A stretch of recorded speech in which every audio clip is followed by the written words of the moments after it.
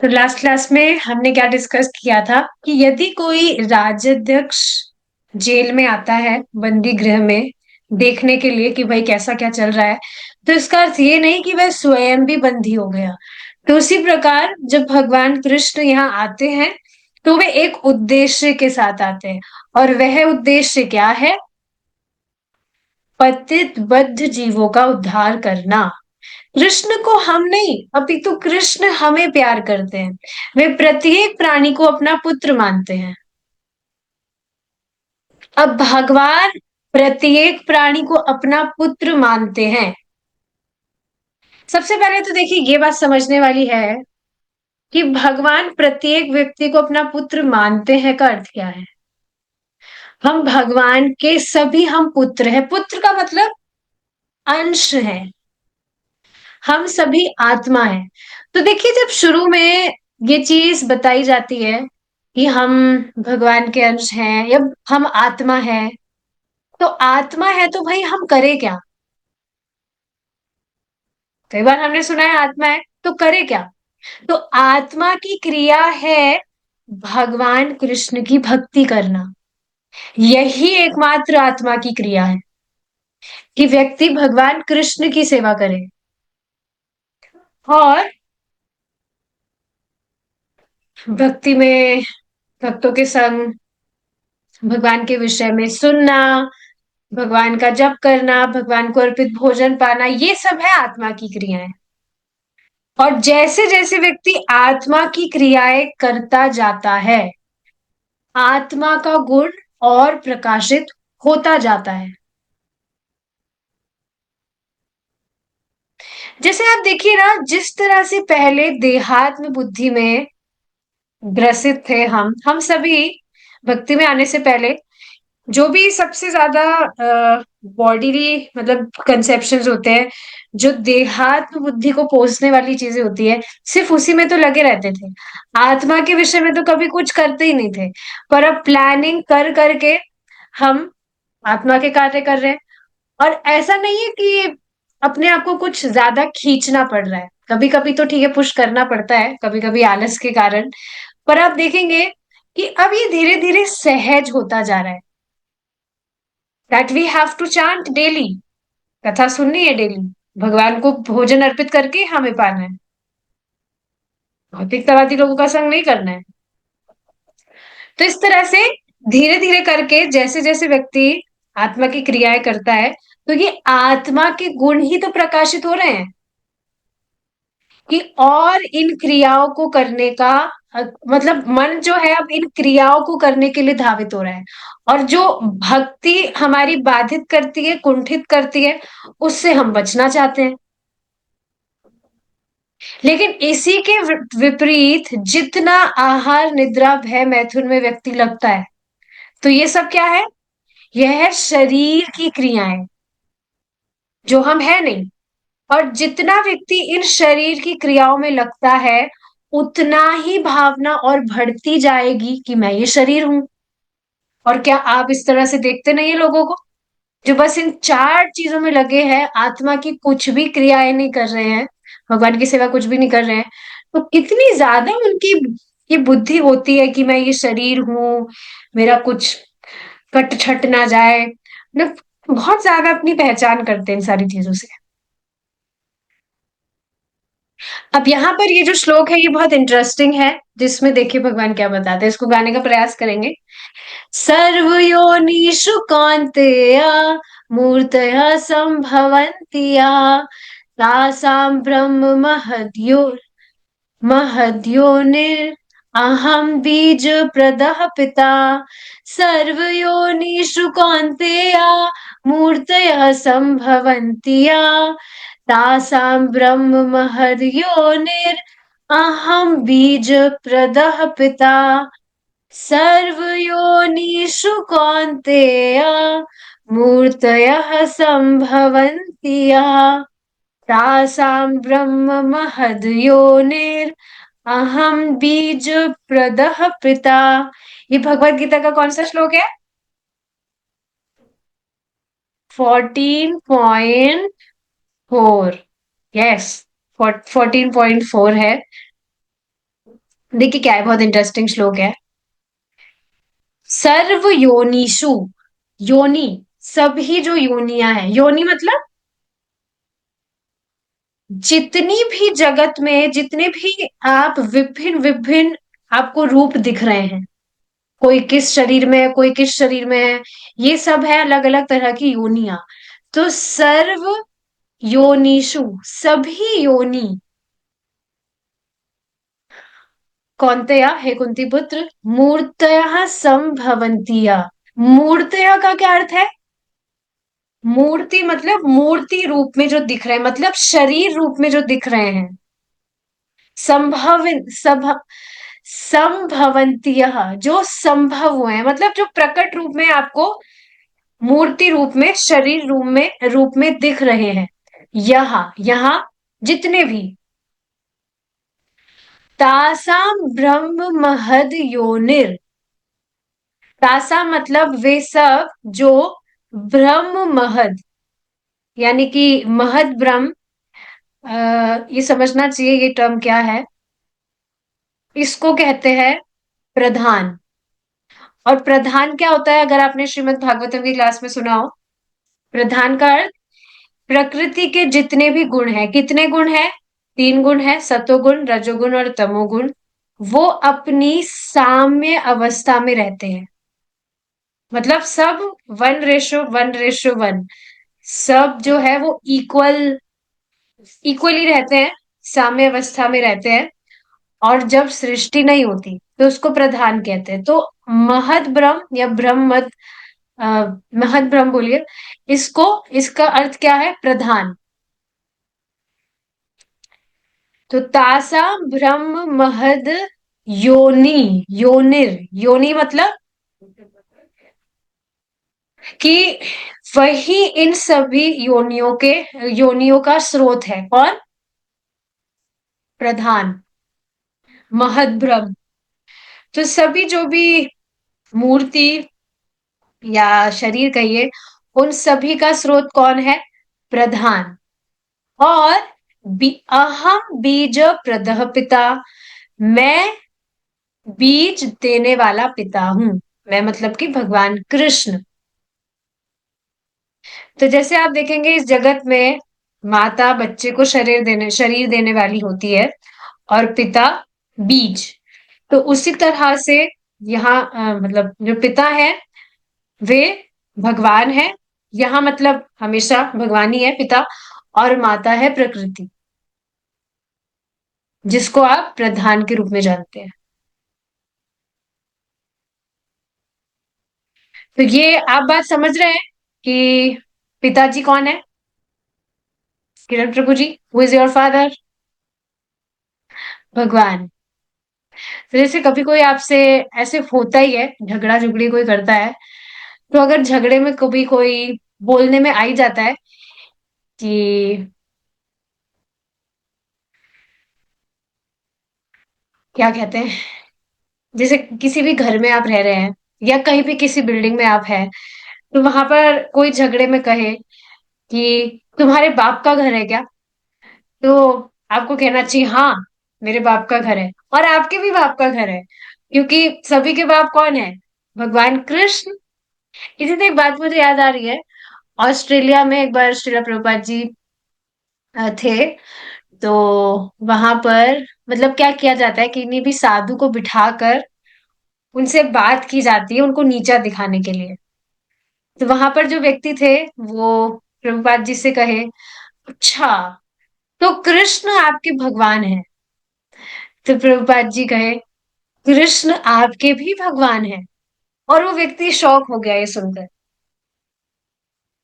He said, okay, so Krishna is your God?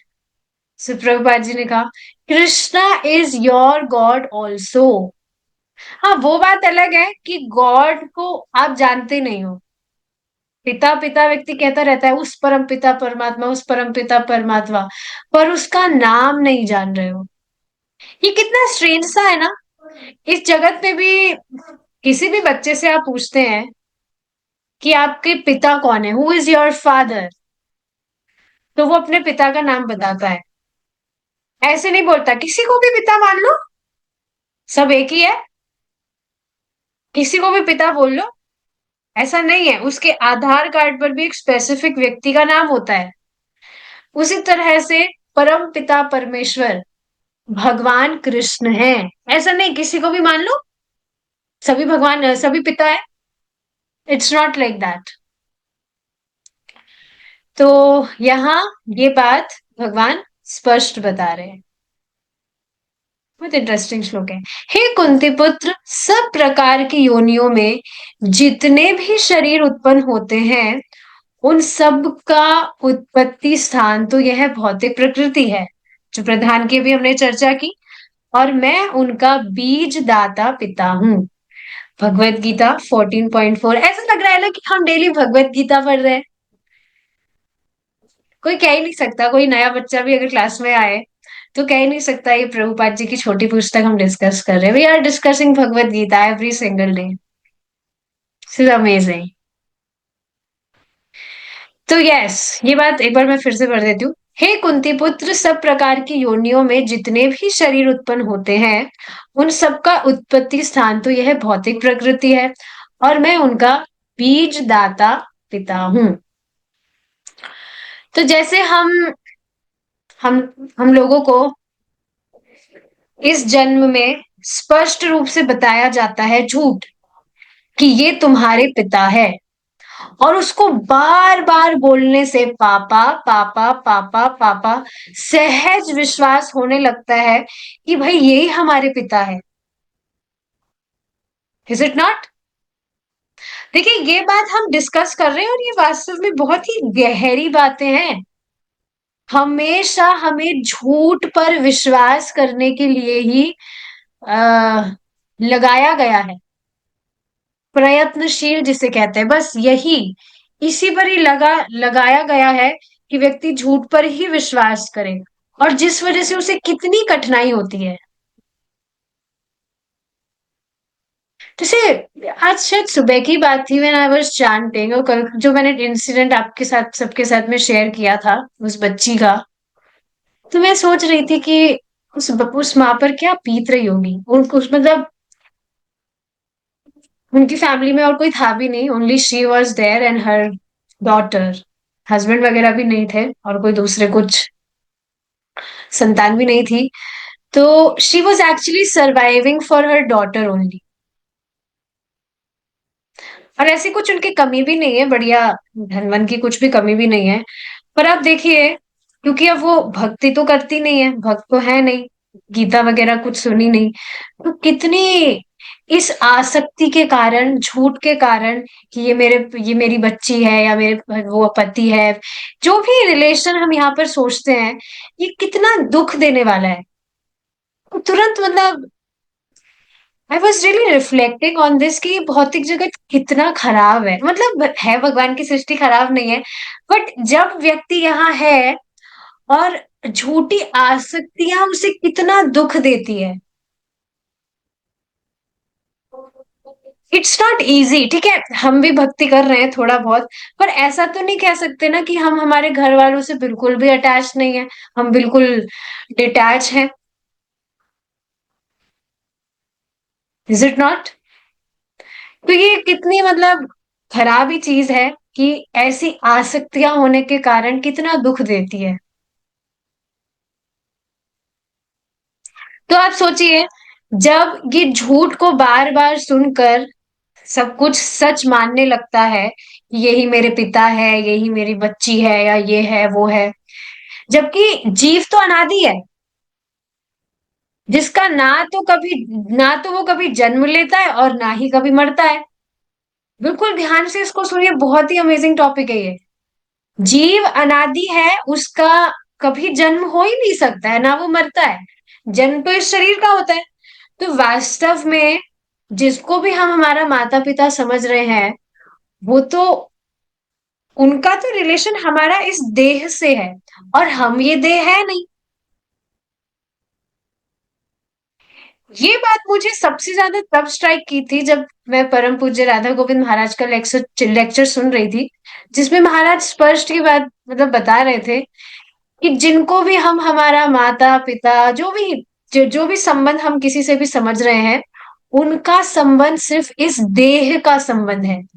वास्तव में हम आत्मा है, और हमारा एकमात्र संबंध भगवान कृष्ण से है। और जब व्यक्ति इस बात को समझता है, तो इस ही संबंध में वो मतलब अपना संबंध भगवान से समझता है, तो उसके अनुरूप वह औरों से भी अपना संबंध जानने लगता है।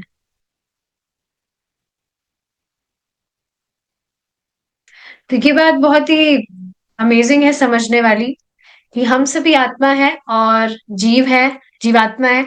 हम अनादि है, हमारा ना कभी जन्म हुआ, हम ना कभी मरेंगे। तो सच को भगवत गीता से सुनेंगे कि भगवान हमारे वास्तविक पिता है, ही इज आवर फादर।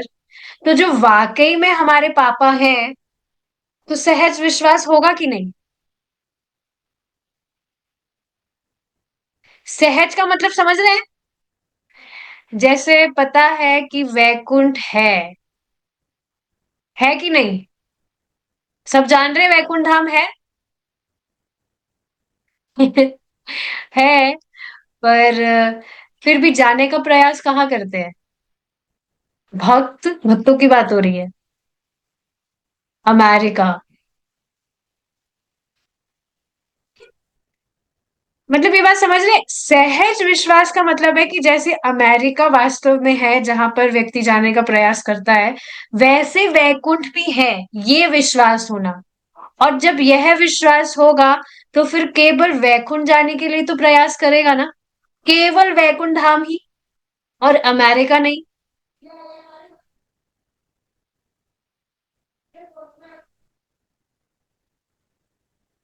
तो ये सारी चीजें हैं। तो बार बार सुनने से सहज विश्वास होने लगता है। ठीक है, आगे देखते हैं। पिता पुत्र के प्रति सदैव वत्सल होता है।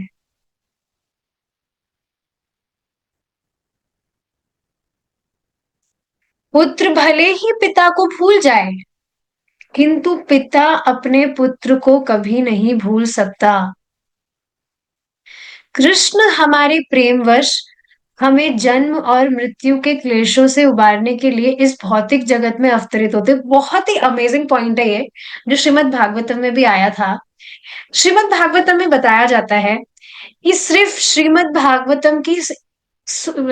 भागवतम को सुनने की इच्छा मात्र से, सिर्फ इच्छा करने से, व्यक्ति पढ़ा नहीं है अभी, उसने बुक खोली नहीं है, इच्छा कर रहा है मैं श्रीमद् भागवतम का श्रवण करूंगा या पढ़ूंगा, तो इच्छा करने मात्र से भगवान हृदय में आ जाते हैं। अब कोई पूछे कि भाई क्यों भगवान ने इतना इजी क्यों कर दिया है, क्यों भगवान हृदय में आ जाते हैं तुरंत ही? और कोई भी ग्रंथ आप देख लीजिए, कोई भी ग्रंथ नहीं है जिसको सुनने मात्र से, मतलब सुनना भी नहीं, इच्छा करने मात्र से या सुनने मात्र से भी भगवान हृदय में आ जाए। पर श्रीमद् भागवतम की को सुनने की इच्छा करने के मात्र से, सुनने की इच्छा मात्र से भगवान हृदय में प्रवेश कर जाते हैं। और भगवान ने इतना इजी क्यों कर दिया? क्योंकि भगवान स्वयं हमें इन कलेशों से उबारना चाहते हैं। भगवान खुद चाहते हैं कि हमारे हृदय में उनके प्रति जो सुप्त प्रेम है वह जागृत हो।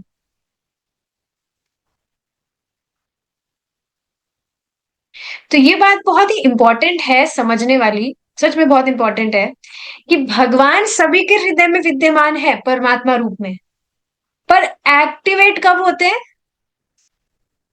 जब व्यक्ति इस तरह से भक्तों का संग प्राप्त करता है और उस भक्ति करने की उसकी इच्छा होती है प्रामाणिक रूप से। ये बात आप देख रहे हैं कि जब तक व्यक्ति भक्तों के संग में नहीं आएगा, उसको वास्तव में अपने आप पता ही नहीं लगेगा कि भगवान की भक्ति करनी कैसे है। हो सकता है वो विग्रह की पूजा पूरा जीवन करता रहे, दर्शन के लिए भी मंदिर जाता हो, पर उसे ये नहीं पता चलेगा कि वास्तव में भगवान सबसे ज्यादा प्रसन्न किस वस्तु से होते हैं, कौन सी सेवा से होते हैं। वो उसे सिर्फ प्रामाणिक भक्तों के संग में ही मालूम चल सकता है। वो है भगवान के नामों का जप और भगवान के विषय में श्रवण।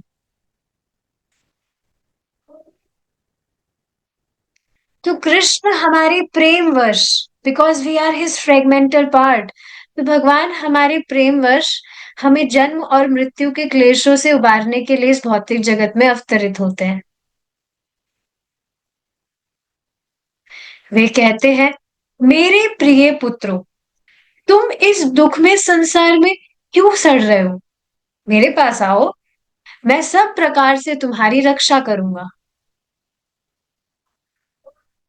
हम भगवान के पुत्र हैं और किसी क्लेश तथा संदेह से रहित आर्ट से जीवन का उपभोग कर सकते हैं।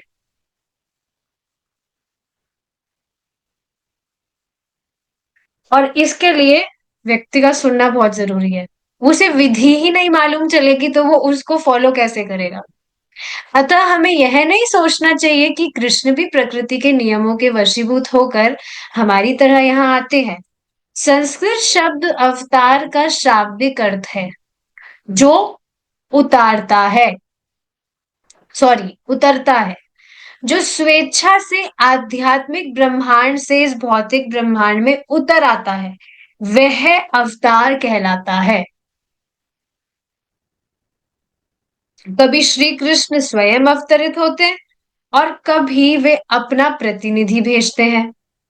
स्पष्ट है, संसार के प्रमुख धर्म ईसाई, हिंदू, बौद्ध तथा मुस्लिम किसी ना किसी परम सत्ताधीश या पुरुष को ईश्वर के धाम से अवतरित होते मानते हैं।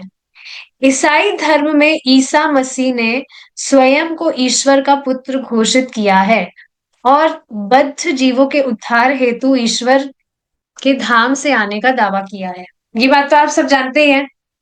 जो जीसस क्राइस्ट है, उनको मैसेंजर ऑफ गॉड कहते हैं। इससे रिलेटेड एक बहुत इंटरेस्टिंग बात आपको एक भक्त की बताना चाहूंगी। एक भक्त है, तो वो पहले बाइबल पढ़ते थे। बहुत ही मतलब बहुत ही प्रोमिनेंट है वो भक्त, प्रचार करते हैं।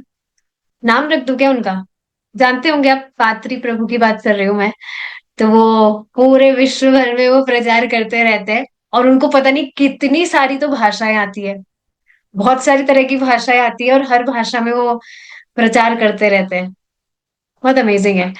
तो हाँ, वो अपनी स्टोरी बता रहे थे कि पहले जब मैं भक्ति में नहीं था तो मैं बाइबल पढ़ता था।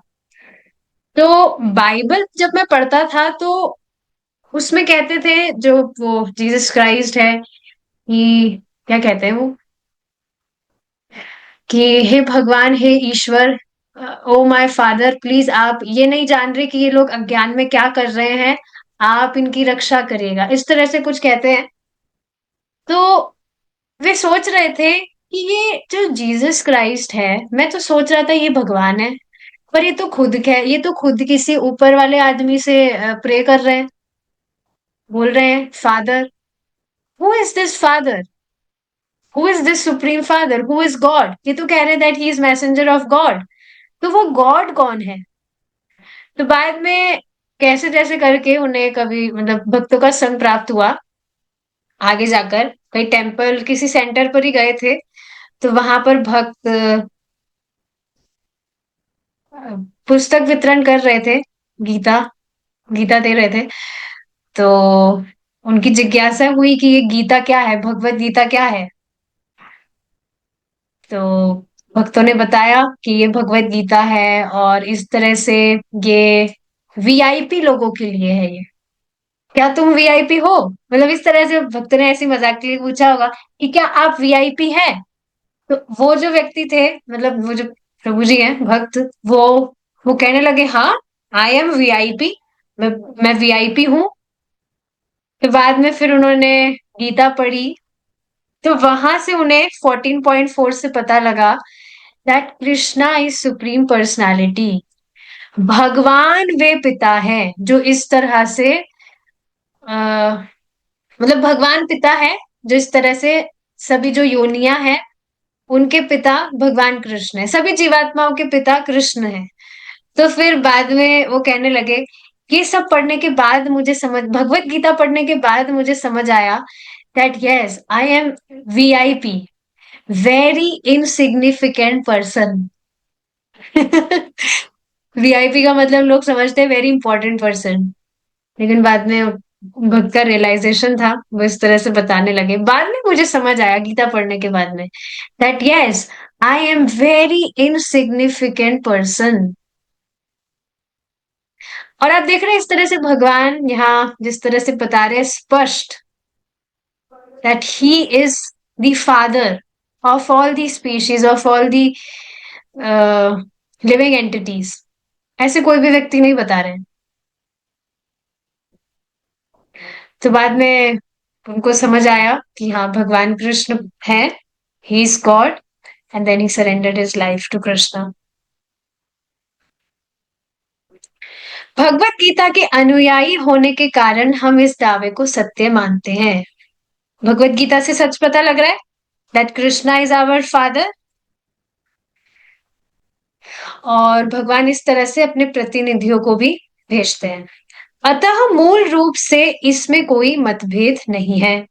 विस्तार में जाने पर संस्कृति, जलवायु तथा निवासियों में अंतर होने के कारण कुछ अंतर भले ही पाए जाए, किंतु मूल सिद्धांत जैसे का तैसा रहता है कि ईश्वर या उनके प्रतिनिधि बद्ध जीवों को उबारने के लिए आते हैं। और आप ये देखेंगे, जैसे जैसे हम भगवत गीता का ज्ञान लेते हैं, सब कुछ हम सुनते हैं, सारी चीजें क्लियर होने लगती है और सहज श्रद्धा होने लगती है। और एक और चीज आप देखेंगे कि शास्त्र का ये प्रभाव है कि बार बार सुनने से हमारी जो श्रद्धा है वो और पुष्ट होने लगती है। स्पेशली शास्त्र का ये प्रभाव है कि वो अपने आप में ही मुक्त करने वाला होता है। शास्त्र मतलब भगवत गीता, श्रीमद् भागवतम।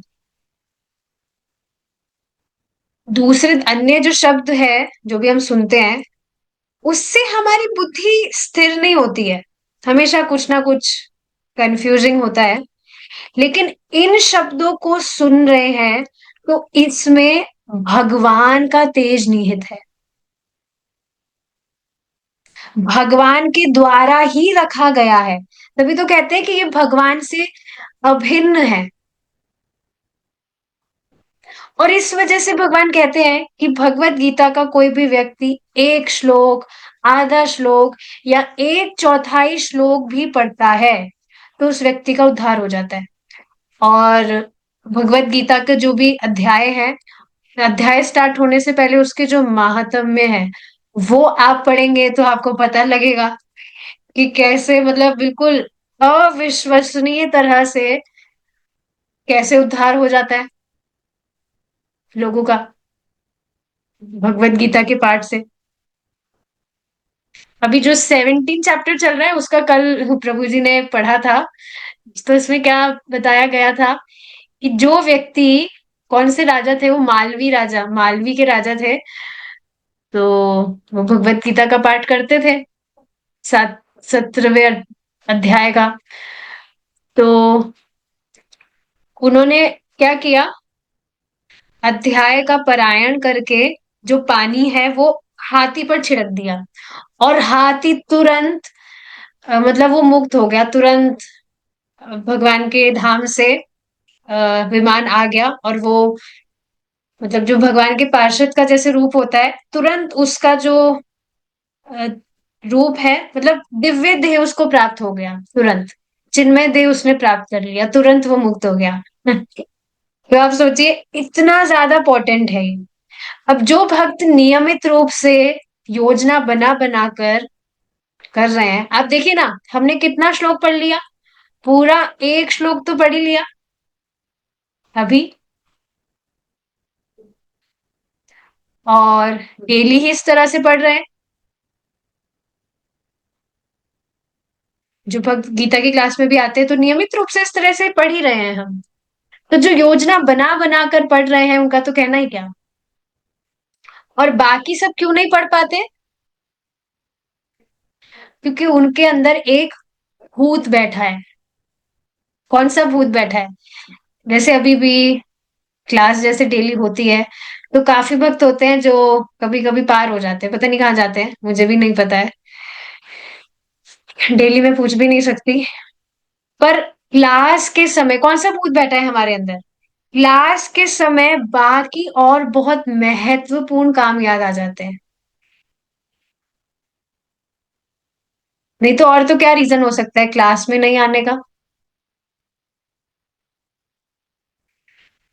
इस पर मेरे को एक बात याद आ रही है। एक बार एक कोई भक्त थे, प्रभु जी ने उनसे पूछा था कि आपका जप वगैरह चल रहा है, सुबह आप उठ जाते हैं जप वगैरह करने के लिए? तो कह रहे थे हाँ मैं उठ जाता हूँ, सुबह मैं जप करने बैठ भी जाता हूँ, लेकिन मैं जब जप करता हूँ तो मेरे घर वाले मुझे देखने लगते हैं और फिर उससे मुझे चिढ़ मर जाती है, तो फिर मैं मेरा जप करना बंद कर देता हूँ मैं उस समय। अब बताइए ये क्या बात हुई? मतलब कुछ भी एक्सक्यूज हम बना लेते हैं, हमारा जो दिमाग है। बल्कि इस स्थिति में तो दिखा दिखा कर जब करना चाहिए कि देखो मैं कितना अच्छा भक्त हूँ, मैं इतना अच्छा चैंटिंग करता हूँ, एकदम अच्छे से। मुझे याद है अभी कुछ महीनों पहले, पुरानी बात है, एक मतलब हमारे नीचे माता जी आई थी, तो वो छत पर आती थी धूप में। तो उस दिन मैं चैंटिंग कर रही थी, पता नहीं शायद एकादशी थी उस दिन, तो मैं बैठकर इस तरह से यहाँ पर चैंटिंग कर रही थी। तो अब वो बाद में थोड़े टाइम बाद में यहाँ पर गेट खुला था, तो गेट खुला था तो वो यहाँ पर आकर बैठ गई थी। मुझे पता था वो आकर बैठी है, लेकिन मैंने कुछ देखा नहीं उनकी तरफ। मैं और अच्छे से, एकदम अच्छे से बैठकर और अच्छे से मैं थोड़ा और जोर जोर से जप करने लगी। मतलब और अटेंटिवली मैं जब कर रही थी, ऐसे नहीं मैं उनको कुछ दिखा रही थी कि मैं बहुत बड़ी भक्त हो गई हूँ, पर ऐसे बस मैं कर रही थी। हरे कृष्णा कृष्ण कृष्ण हरे हरे, हरे रामा रामा रामा हरे हरे। जैसे बस बिल्कुल मैं डूब गई हूँ और मुझे बाहर कुछ भी पता ही नहीं चल रहा, कौन मेरे पास में आके बैठ गया है कौन नहीं, कुछ नहीं। और आराम से 2-3 माला तो मेरा बहुत अच्छे से उस दिन हुआ था, मुझे अभी तक याद है। तो ऐसी स्थिति में तो और अच्छे से दिखा दिखा कर करना चाहिए कि भाई हमारे जैसा तो शुद्ध भक्त कोई हुआ ही नहीं है। इससे उनका भी संपर्क होगा ना, आप इस तरह से जोर जोर से बोलकर जब करेंगे, वो खुद तो वो करते नहीं है, तो उनके कानों में जाएगा महामंत्र। It is very pleasing to Krishna.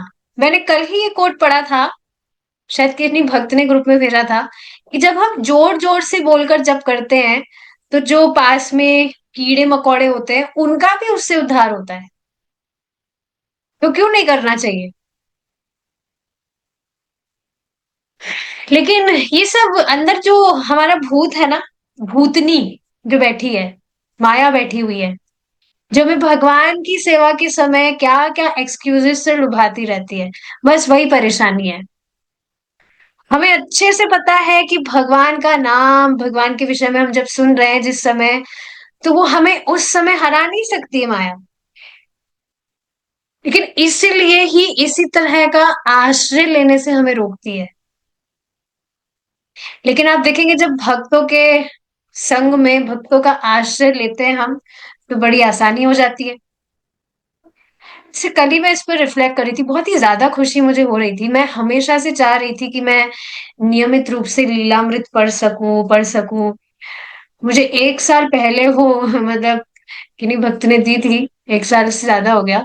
तो बस पढ़ी हुई थी और मुझे बिल्कुल भी अच्छा नहीं लग रहा था कि मैं पढ़ नहीं पा रही हूँ। It is kind of disrespect कि मैं पढ़ नहीं पा रही हूँ। पढ़ने के लिए तो मेरे पास में आई थी ये।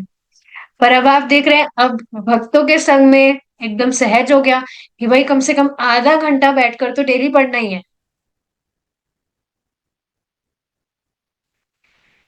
तो बस ये चीज है, भक्तों के संग में हो जाता है। ठीक है, आगे ये वाला श्लोक हम आज ही देखेंगे, गाने का प्रयास करेंगे। सबको पता है ये श्लोक तो, सब जानते हैं। यदा यदा हि धर्मस्य ग्लानिर्भवति भारत, अभ्युत्थानमधर्मस्य तदात्मानं सृजाम्यहम्। यदा यदा हि धर्मस्य ग्लानिर्भवति भारत, अभ्युत्थानमधर्मस्य तदात्मानं सृजाम्यहम्। यदा यदा हि धर्मस्य ग्लानिर्भवति भारत, अभ्युत्थानमधर्मस्य तदात्मानं सृजाम्यहम्। तो बहुत ही इजी श्लोक है। यदा यदा मतलब जब जब, यदा यदा ही। अब ही का अर्थ यहाँ पर क्या है? निश्चित ही।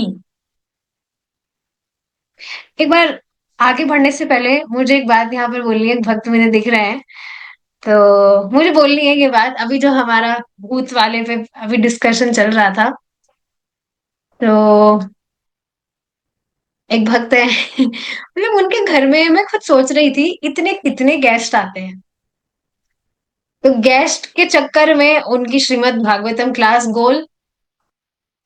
तो अब थोड़ा सा विचार करना चाहिए कि वो गेस्ट है कि गोस्ट है, जो हमारी ही भक्ति गोल कर दे रहे हैं वो कैसे गेस्ट है? गेस्ट आए हैं तो बल्कि उनको भी आपको कथा में इनवाइट करना चाहिए ना, कि देखिए इस टाइम श्रीमद् भागवतम की क्लास का टाइम है, इतनी सुंदर क्लास होती है। आप कभी सुने श्रीमद् भागवतम? बहुत अच्छा आपके पास में चांस है, आप आइए मेरे साथ में बैठिए, आपको इतना अच्छा लगेगा। क्या ये प्रचार करने का तरीका नहीं है? अब वो व्यक्ति भागवतम सुनने में इंटरेस्टेड होगा तो आराम से आएगा, डेली आपके पास में बैठेगा, आपसे वो आईडी, जूम आईडी भी पूछ कर जाएगा कि मुझे बताइएगा, मैं मेरे घर में से भी सुनूंगा, बहुत अच्छा लगा मुझे। और इंटरेस्टेड नहीं होगा तो वो अगली बार से आएगा ही नहीं। पर आप गोस्ट के चक्कर में या गेस्ट जो भी कहिए, उनके चक्कर में आप अपनी भागवतम क्लास मिस कर रहे हैं, तो इस पर विचार करना चाहिए।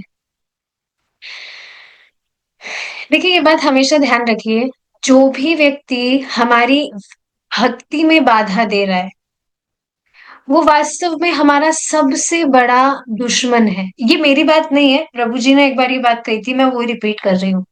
जो भी आपको बात कभी हैवी वगैरह लगती है वो मैं मेरी बात नहीं बोलती, जो मैं परंपरा में सुन रही हूँ मैं बस उसको यहाँ पर रख देती हूँ। And I also try to follow those things. ऐसा नहीं है दैट मैं ब्लाइंडली कह रही हूँ। और ये चीज मुझे कब रियलाइज हुई थी, जब एक मतलब मेरी कोई फ्रेंड थी, स्कूल की बेस्ट फ्रेंड, मैं उसको मानती थी। तो काफी दिनों बाद मेरी उससे बात हुई थी और मैं बिल्कुल योजना बनाकर मैंने उसको कॉल किया था कि इसको मैं भगवान के बारे में खूब बातें बताऊंगी, चांटिंग तो मैं इसकी स्टार्ट ही करा दूंगी कल से लेकिन भगवान के विषय की जगह बात कहाँ, जो पुराने बचपन के जो भी यादें थी वहां पर चली गई। बिल्कुल मैं बिल्कुल वहीं पर एकदम एब्जॉर्ब हो गई थी, और बाद में मुझे इतनी ज्यादा गलानी हुई थी कि कहाँ मैंने टाइम खराब कर दिया। एंड देन आई रियलाइज्ड कि जिसको मैं अपना बेस्ट फ्रेंड समझ रही थी वो तो भाई साहब कुछ और ही निकली।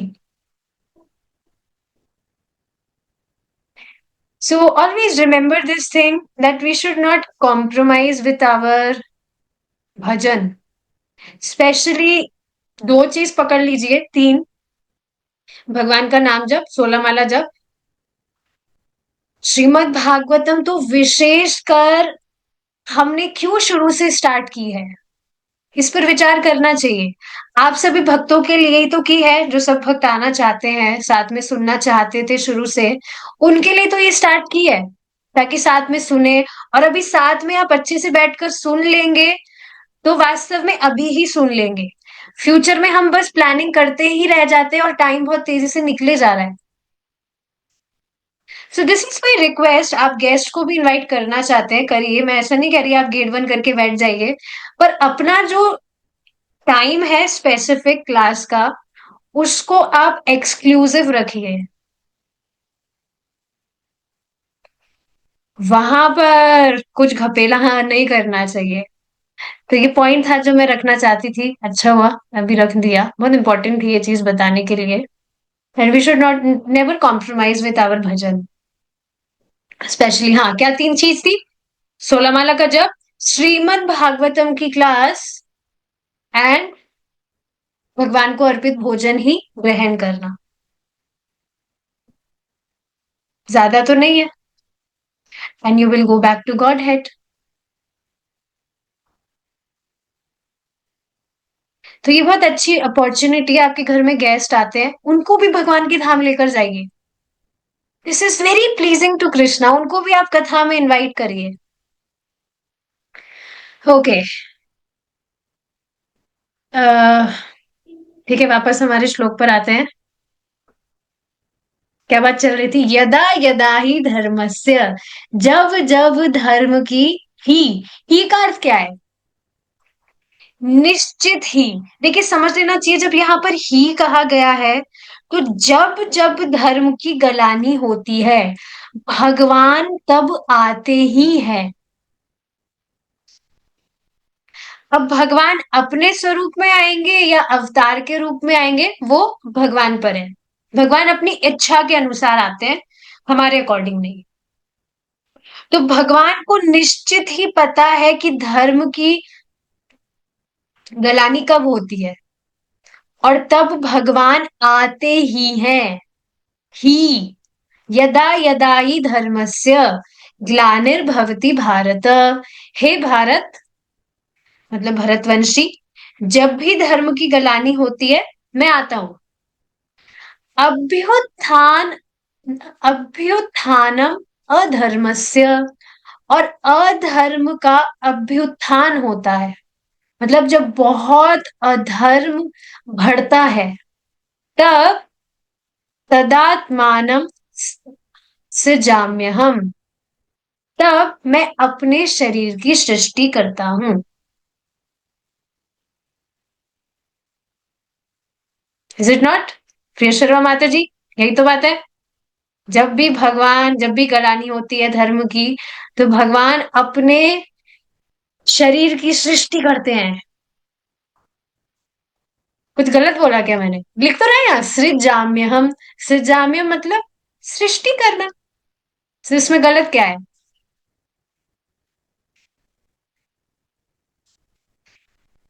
देखिए, भगवान ने पहले के श्लोक में कहा था कि मेरा शरीर दिव्य है, मैं अजन्मा हूं, अविनाशी हूं, मैं कभी भी शरीर नहीं बदलता। तो फिर शरीर की सृष्टि करता हूं, यहां ये बात भगवान कैसे कह सकते हैं?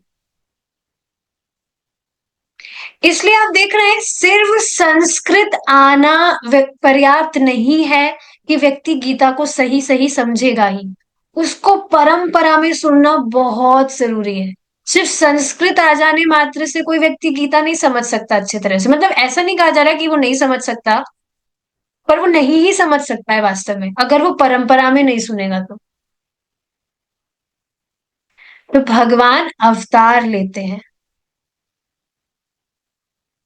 हे भरत के वंशज, जब जब धर्म का पतन होता है और अधर्म का उत्थान होता है, तब तब मैं स्वयं अवतरित होता हूं।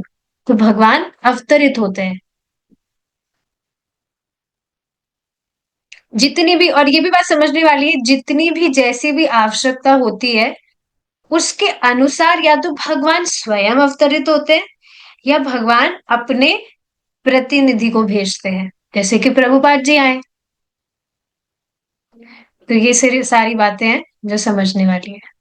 ठीक है, इसी से हमारा जो डिस्कशन है, we will end here and we will continue it tomorrow if Krishna desires. Thank you so much for joining. प्रिय श्री माता जी, हरे कृष्णा, जय श्रीला प्रभुपाद।